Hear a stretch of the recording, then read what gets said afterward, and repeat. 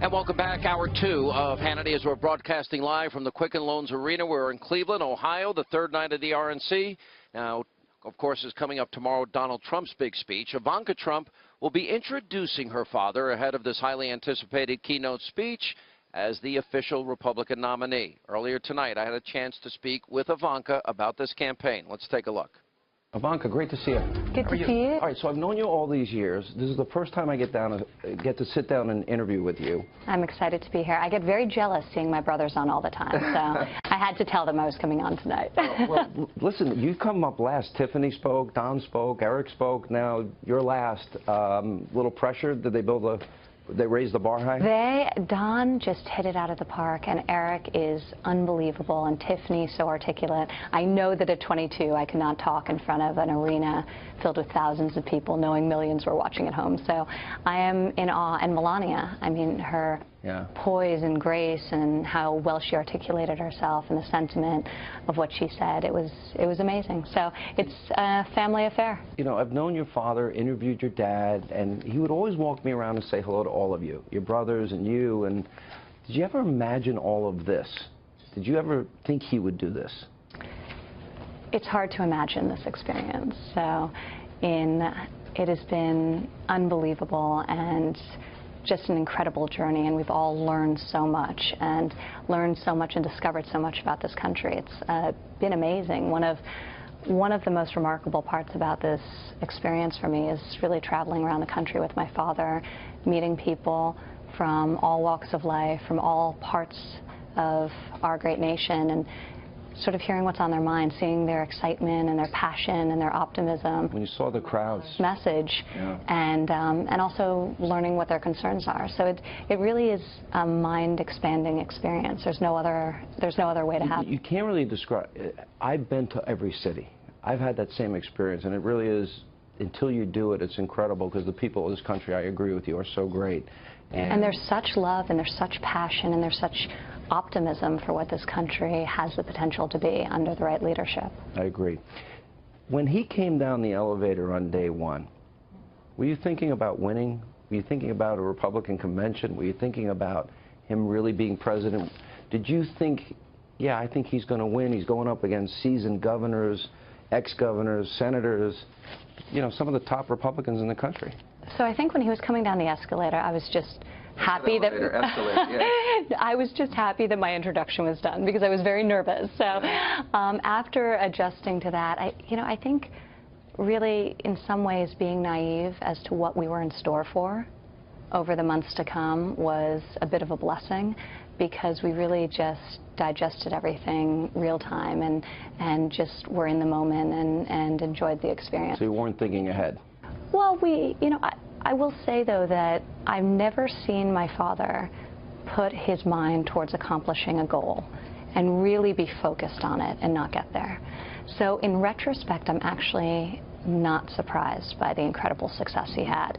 At the time, I think we were all trying to figure out what it meant to be the children of somebody who's running for president of the United States of America. But the reaction of people to him is unsurprising, in the sense that I've seen my whole life how he will have a vision and then inspire through his leadership all those around him to go out and get it and make it happen. And in sort of a way, he's doing that on a much larger scale for the people of this country. He had thoughts on the issues that needed to be addressed, and that's what everyone's talking about. It's really a family affair. I'm really close to your brother Don and Eric now. I've really gotten to know them. I can kid around with them, have fun with them.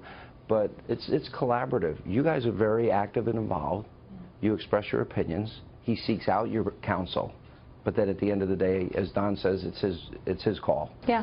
How forceful are all of you when there's a big decision to be made? Well, he certainly raised opinionated children, and he taught us to have firm convictions and articulate ourselves and express those sentiments, and we certainly do.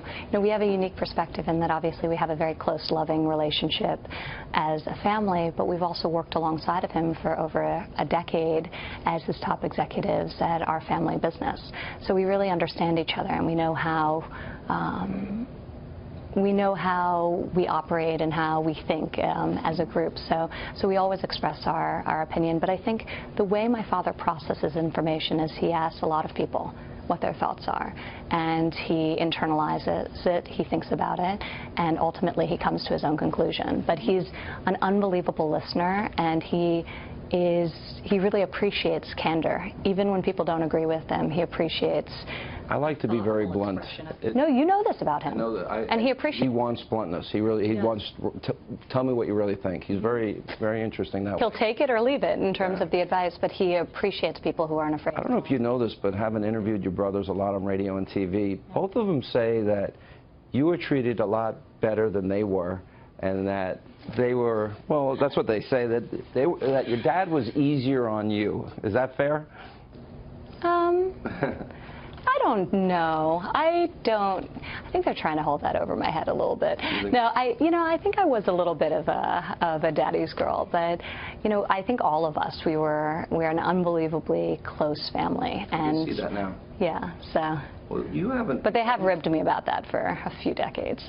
Well, Don told me a few stories about how he got in trouble, and he said you wouldn't get in trouble. That happened. That did happen a lot. That happened. Yeah. So you've been a model, you're a designer, you've been a TV host, author, you graduated with honors from Wharton, you are the executive vice president of development for the Trump Organization, expansion of global real estate, a very significant position in your own right. Most importantly, I'm the mother of 3. That's the hardest work of anything I do. Yeah, it is hard, right? I've got 2 kids. It's hard. They're amazing. So my youngest is 3.5 months old, and my oldest is just turned 5 years old. So I'm definitely more exhausted on a Monday morning than I am on a Friday night. It's true, right? I go to tennis tournaments with my kid, and I come back and I said, this is harder than work. It's so much harder.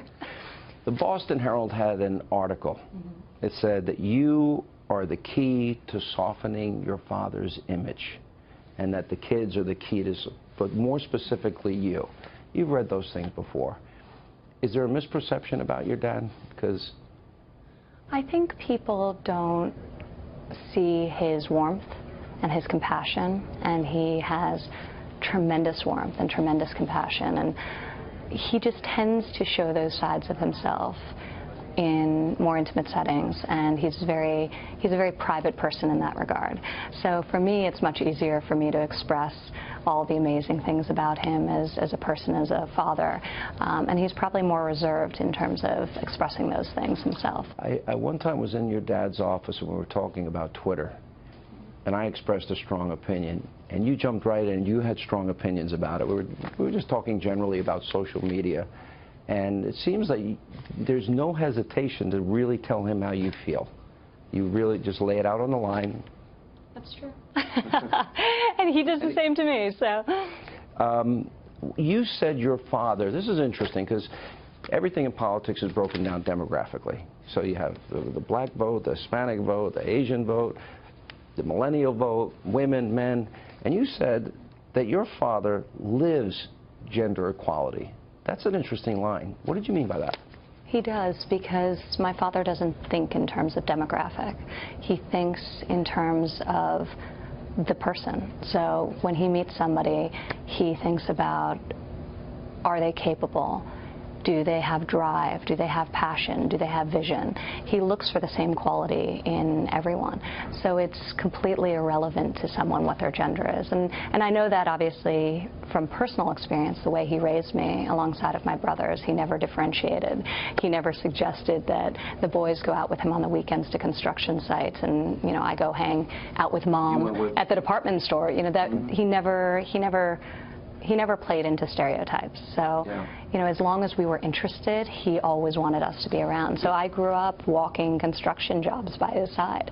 And so I think even just in my earliest years, he never typecasted me by gender. And then I later on went to work in his company where I was surrounded by incredible female role models at the highest levels who were accomplishing incredible things. So it's not how he operates. When you see every election year, I can tell you what Democrats will say about whoever the Republican candidate is. It's predictable as the day is long. Republicans are racist, they're xenophobic, they're homophobic, they want to poison the air, water, and they want to take your grandmother in a wheelchair and throw her over a cliff.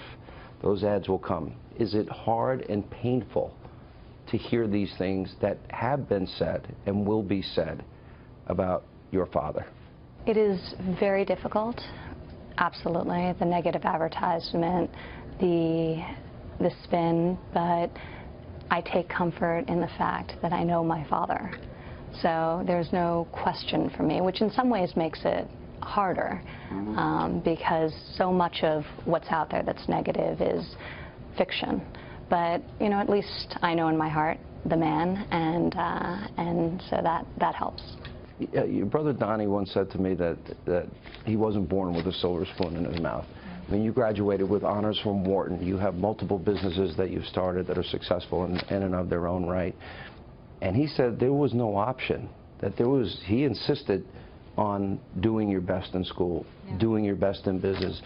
A lot of kids, and I'm sure you probably grew up, some of them grew up with money in New York, and they don't turn out so well. Well, I think he raised us with a sense of gratitude for the privilege that we have, and we all recognize that we grew up very fortunate. We weren't spoiled in the sense that I think we were grateful for everything that we had, but we were spoiled on a relative basis to many people around the world.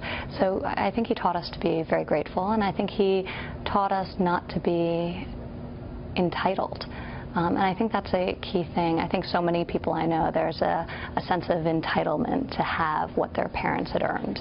And he let us know that if we wanted a certain quality of life, we would have to work really hard to achieve it. I saw pictures of you usually getting in a cab in New York, which is, I would assume that a lot of people would probably think you had a driver. My last question for you, and this is a question I've asked your dad a number of times. We've now doubled the national debt. President Obama's taken on more debt than every other president before him combined. 95 million Americans out of the labor force. That's the worst number since the 1970s. We have 14 million more Americans in poverty and on food stamps, and 1 in 5 American families do not have a single member of their family that has a job. I asked your father, how important is it to you to reach those people? When you're around him, when he's talking about running and before he ran and during this campaign, is that what motivates him? Because I don't hear him say enough that I want those people to be successful. It's incredibly important to him. Almost half of this country can't come up with $400 in the event of an emergency. Scary, right? No savings. The sense of fragility financially is oppressive, and I think, you know, we're the first generation who aren't overly optimistic that the generation coming up behind us has the ability to do better than we did, or even at the same level, and that's got to change. So he's always had sort of a tremendous civic drive, but what's different now is that he just felt like he couldn't wait any longer. And he wants to help people, and he wants to help this country, and he knows what he's capable of doing. The only thing probably the thing my father dislikes the most is incompetence, and he sees so much of it, and he knows what this country has the potential to be. All right, last question. Will you and your brothers go to the White House with him if he gets elected? One day at a time. We're all very busy now running our family business, but you know, it is an unbelievable opportunity to create change on a major level, but Ivanka, we take it one day at a time. Thank you so much. Thank you so much, John. Thank you.